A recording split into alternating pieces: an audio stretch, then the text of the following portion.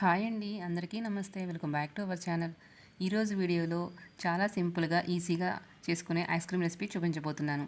అన్నీ ఇంట్లో ఉండే వాటితోనే చాలా తక్కువ ఇంగ్రీడియంట్స్తో పిల్లలకి ఇష్టమైన ఈ ఐస్ క్రీము ఎలా తయారు చేసుకోవాలో చూసేద్దాం. చాలా క్రీమీగా టేస్టీగా ఉండే ఈ ఐస్ క్రీమ్ తయారు చేసుకోవడం కోసం ముందుగా ఒక బౌల్ తీసుకోవాలి. దానిలో ఒక 2 టేబుల్ స్పూన్ల వెనీలా ఫ్లేవర్ కస్టర్డ్ పౌడర్ వేసుకోవాలి.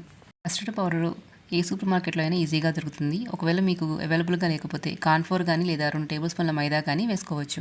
ఇప్పుడు కస్టర్డ్ పౌడర్లో ఒక పావు కప్పు మిల్క్ యాడ్ చేసుకొని ఉండలు లేకుండా బాగా కలుపుకోవాలి. ఇక్కడ కస్టర్డ్ పౌడర్ మనము మిల్క్లో థిక్నెస్ కోసం యూజ్ చేస్తాము.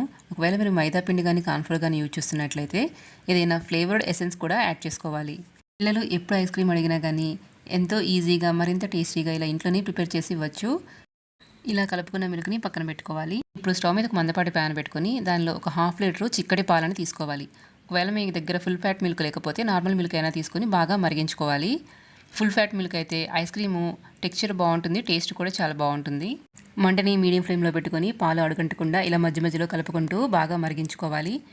పాలు ఇలా ఒక పొంగు వచ్చిన తర్వాత మంటని లో ఫ్లేమ్లోకి అడ్జస్ట్ చేసుకొని ఒక 1/2 కప్పు షుగర్ని యాడ్ చేసుకోవాలి. ఇక్కడ నేనైతే షుగర్ పౌడర్ని యాడ్ చేసుకుంటున్నాను. మీరు షుగర్ అయినా యాడ్ చేసుకోవచ్చు. షుగరు పాలలో బాగా కలిసేంత వరకు బాయిల్ చేసుకోవాలి. ఇప్పుడు షుగర్ పూర్తిగా కరిగిపోయిన తర్వాత కస్టర్డ్ మిల్క్ని మళ్ళీ ఒకసారి మిక్స్ చేసుకొని కొంచెం కొంచెంగా యాడ్ చేసుకోవాలి. కస్టర్డ్ మిల్క్ యాడ్ చేసుకునేటప్పుడు ఇలా కంటిన్యూస్గా కలుపుతూ ఉంటే ఉండలు కట్టకుండా ఉంటుంది. ఇలా మిల్క్ మొత్తం యాడ్ చేసుకున్న తర్వాత మంటని లో ఫ్లేమ్లోనే ఉంచుకొని పాలు చిక్కబడేంత వరకు ఇలా కలుపుతూనే ఉండాలి. మీరు కస్టర్డ్ పౌడర్ బదులు మైదా కానీ కార్న్ఫ్లోర్ కానీ యూజ్ చేసినట్లయితే ఇదే టైంలో ఏదైనా ఎసెన్స్ని కూడా యాడ్ చేసుకుంటే ఫ్లేవర్ బాగుంటుంది. ఏ ఫ్లేవరు లేకపోతే వదిలేసేయండి, అంతేకాని యాలకుల పొడి మాత్రం అస్సలు యాడ్ చేయకండి. చూడండి, ఇలా థిక్ కన్సిస్టెన్సీ వచ్చిన తర్వాత స్టవ్ ఆఫ్ చేసుకొని దీన్ని చల్లారనివ్వాలి. ఈ చల్లారబెట్టుకునేటప్పుడు ఇలా మధ్య మధ్యలో కలుపుకుంటూ ఉంటే పైన మీగడ కట్టకుండా ఉంటుంది. కస్టర్డ్ పూర్తిగా చల్లారిన తర్వాత ఏదైనా ఎయిర్టైట్ బౌల్లోకి ట్రాన్స్ఫర్ చేసుకోవాలి. ఇలా బౌల్లోకి ట్రాన్స్ఫర్ చేసుకున్న తర్వాత ఇలా ఒక 2 సార్లు ట్యాప్ చేయండి. ఎయిర్ గ్యాప్స్ ఏమైనా ఉంటే ఫిల్ అవుతాయి.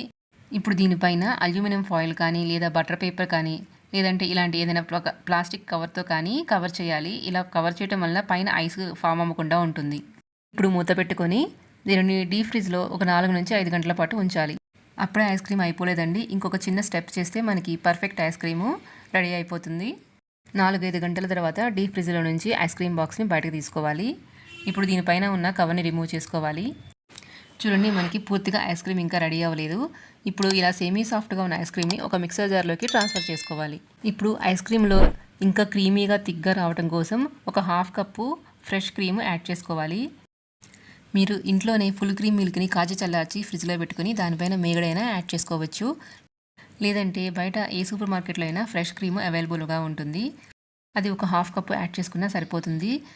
ఇప్పుడు దీన్ని హై స్పీడ్ మీద 2-3 నిమిషాలు బాగా బ్లెండ్ చేసుకోవాలి. ఒకవేళ మీ దగ్గర హ్యాండ్ బ్లెండర్ ఉంటే దాంతో బాగా బ్లెండ్ చేసుకుంటే ఐస్ క్రీమ్ టెక్స్చర్ చాలా బాగా వస్తుంది. ఇలా బాగా స్మూత్ టెక్స్చర్ వచ్చేలాగా బ్లెండ్ చేసుకోవాలి.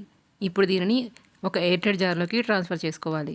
ఇప్పుడు దీనిపైన రోస్టెడ్ ఆల్మండ్స్ని ఇలా చిన్నగా పీసెస్గా కట్ చేసుకొని యాడ్ చేసుకుంటున్నాను.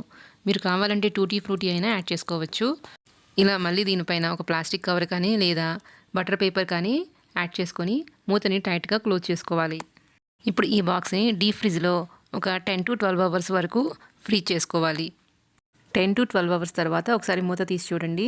మీకు ఐస్ క్రీమ్ రెడీ అయిపోయిందంటే దీన్ని చల్లచల్లగా సర్వ్ చేసుకోవచ్చు.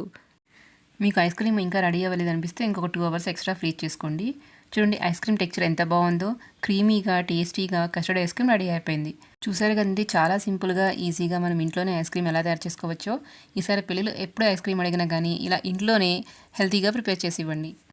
ఇంకా మీకు నా వీడియో నచ్చినట్లయితే ఇలాంటి రెసిపీ అప్డేట్స్ నోటిఫికేషన్ మీకు రావాలి అంటే మన ఛానల్ని సబ్స్క్రైబ్ చేసుకోండి. అలాగే మీ ఫ్రెండ్స్తో కూడా షేర్ చేయండి. Thank you for watching.